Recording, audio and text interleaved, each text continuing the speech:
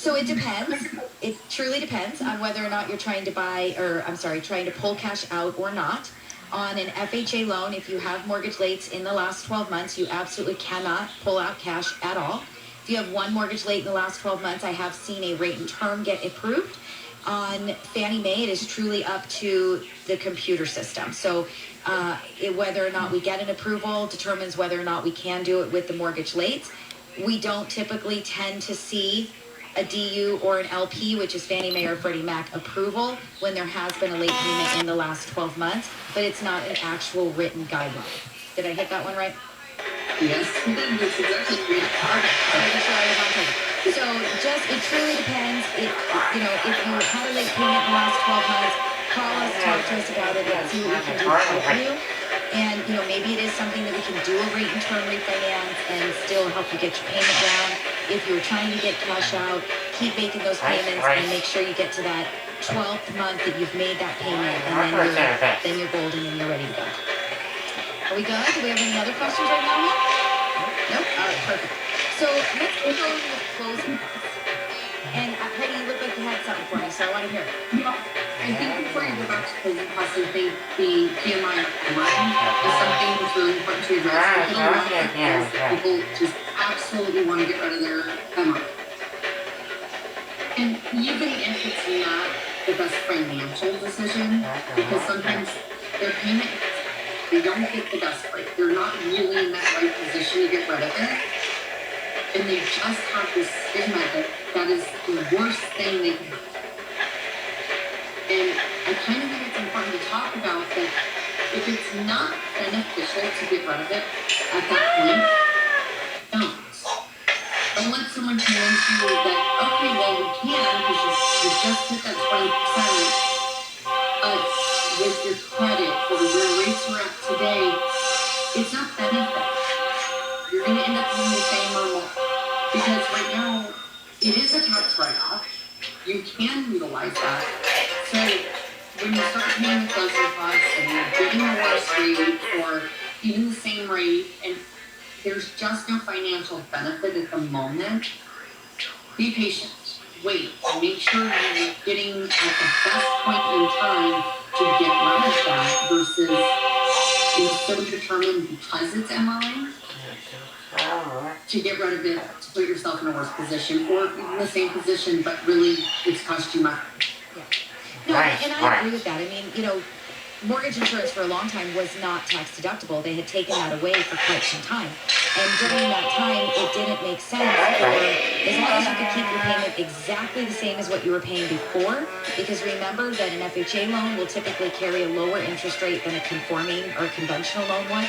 So a lot of times, if you could at least get the payment to be exactly the same, but refinance and get rid of the mortgage insurance, it made sense because now it was all interest and it could be tax deductible. But now they've changed the guidelines, as they always do, on your tax returns, and the mortgage insurance is once again tax deductible.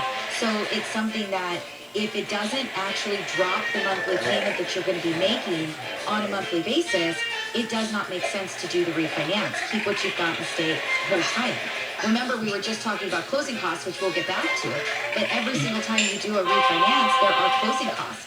So your mortgage balance is going to go up a bit. So now you're financing more to do this refinance. So we need to make sure that the amount that it's costing you to do that refinance, that you can break even in a very short period of time. I really like it when I see a break even that happens within about 24 months or less. I ran one today that was a 9-month break even. Makes absolute sense to do that refinance. 9 months. Every single month after 9 months, you're saving money.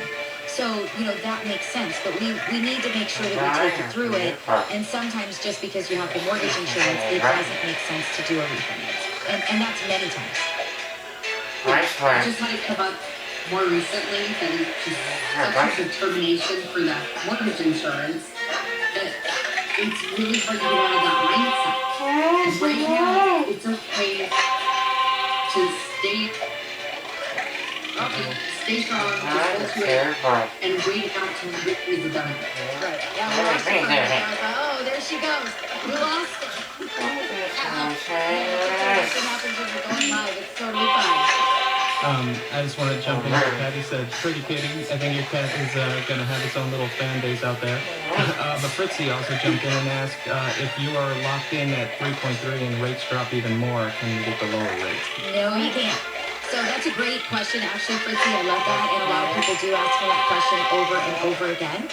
So when you lock in a rate, you are locked in. And if interest rates do drop significantly, there is what we call a renegotiation, a rate renegotiation that we can look into.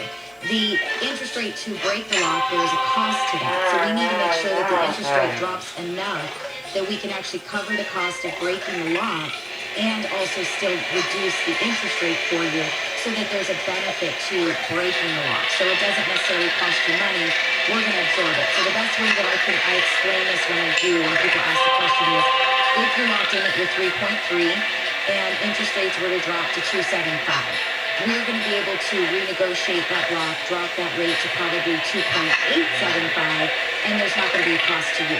So you took the benefit of being locked in at a really great rate with no concern or worry that interest rates are going to fluctuate and go up on you. So you have that benefit of that security of that rate lock, but you also have that benefit of being able to renegotiate to take that lower rate. Now, if you have 3.375 right now and interest rates drop to 3.25, there's not enough movement there to do a rate lock renegotiation. It's going to upset you either way. If we don't lock you in and interest rates go to 3.5, you're going to be fuming mad that we didn't lock you in and that we should have locked you in and we quoted you a rate and we didn't lock you. But if interest rates, you're at 3.375 and interest rates drop to 3.25 and we did lock you, you're going to be fuming mad that we locked you in and you didn't want to be locked in. It's a double-edged sword and it's very difficult. But at the end of the day, when you're in a purchase contract or a refinance where you're going to be closing within the next 30 days, the difference of that small rate adjustment is very small, and it is not worth the risk of waiting and floating and floating and floating and floating, and then all of a sudden we're almost ready to close, and interest rates have gone up, and now the payment is more than what you had originally signed up for. So it's definitely better to be on the conservative side, have that interest rate locked in. If you're comfortable with your payment, you understand what it is, you know that that is going to be the payment that you're going to get into at the time that the loan closes. So there's no surprises, questions that come about. It truly is like, are you that gambler? When you go to Vegas and you roll the dice and you win, do you let it ride? Or do you take your money and do you walk? Are you that conservative person or are you that aggressive person? Totally your call, right? And it's your choice whether you want to do that or not do that. But it's a double-edged sword. It is very difficult. But if you're not locked in, you are floating with the market, and the market has been bouncing around like ping pong balls over the last 2 months. We have been up as much as a quarter to 3/8 in rate. We could go from 3.3 to 3.75 in a day, and we could be back from 3.75 to 3.25 the next day. We've been bouncing like ping pong balls, and if you get an interest rate that's really good and you're happy with it and you like the numbers, that is definitely the interest rate to lock in. That was a great question, Fritzy, truly. And it's two questions. It's two answers. The answer is no, but the answer is yes, you can, but how?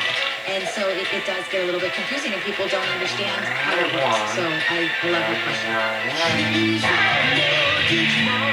This is Debbie Marcoux, the mortgage mom. Hey, did you refinance maybe 6 months ago, 8, a year? And we all thought interest rates were so great. They were lower than they had been in quite some time. Well, guess what? They're even lower today. Give me a call. It's 844-935-3634. Let's talk one-on-one, and let's see if a new refinance is something that you should consider. Maybe it's not. I'm a straight shooter, and I'm going to let you know. It's 844-935-3634. Give me a call, and let's see what we can do. She's a mortgage mom. She can get things done. When you're in need and don't know where to go, pick up the phone and call mom. Department of Business Service License, California resident, mortgage lending act, California NMLS ID 237-926, also licensed in Texas and Tennessee, 184-373, Arizona 094-1504, Nevada 57337. Do you own your home? Have you considered what could happen to your home if something happened to you and your family had to go through the dreaded probate process?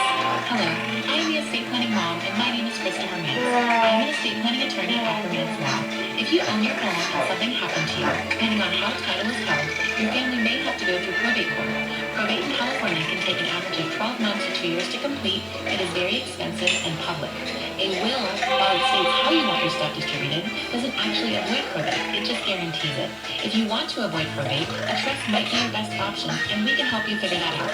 We have offices in Ventura, Westlake Village, Santa Clarita, and work with clients virtually throughout California. For information, text WILL to 474747. Again, text WILL to 474747. This attorney advertising is intended for genuine demand only, not intended to be legal advice, nor is it create an attorney-client relationship. Attorneys at Herman's Law are licensed to practice law in California only. You should seek advice from a legal professional licensed in your state. Herman's Law is located in Ventura, California, and can be reached at 805-518-9633. So I don't remember what we were talking about. We were talking about closing costs, we were talking about points, we were talking about MI, mortgage insurance, whether you should or you shouldn't do that, refinance to get rid of that mortgage insurance. And another thing I want to talk about with closing costs that I think is really important for people to understand are taxes, insurance, and mortgage interest. Because a lot of people don't understand those things. They hear my closing costs are going to be $3,600, my closing costs are going to be $4,100, $4,200. They get their estimate and all of a sudden they see $10,000. And they don't understand, well, that's not what you quoted me. And they don't understand taxes and insurance and prepaid interest. So, Heidi, I'm going to let you explain prepaid interest. Oh, thanks. Yeah, you're welcome. I'll take down a bunch of stuff. I'm just going to let you talk a little bit so it keeps Well, okay, so, and I get these questions a lot because I go over a lot of the closing estimates with people and they're very confused and unsure and they think that they're getting charged for. So, prepaid interest is a lot of everyone's. How many payments am I going to say? always the question. Can I skip two? Hey, I talked to another lender and they told me I could skip two, so I don't want your loan anymore. How many times have you heard that? Over and over. Right. We're not skipping any. So, You're just financing. Yeah. you're just financing. Which is fine, and sometimes that's very helpful. But your prepaid interest is going to be the interest from the day we close to the next month. Because you're not, the first of the next month, essentially. Because you're not going to pay the interest there, so it's going to be put into your closing costs, your financing of the loan. Then the interest starts, because you're always 30 days interest delay. Always behind 1 month of interest when you're making that mortgage payment. So if you're not going to pay on the first, you're going to get your following month. That's the interest. So you're only paying the amount from the day you close. So if you close on the 5th of the month, you're going to pay prepaid interest from the 6th of the month to the 30th or 31st, whatever that may be. Then the next month, that interest is accruing for your next payment. You're not paying it forward, you're paying it delayed. So the prepaid interest, when we quote you,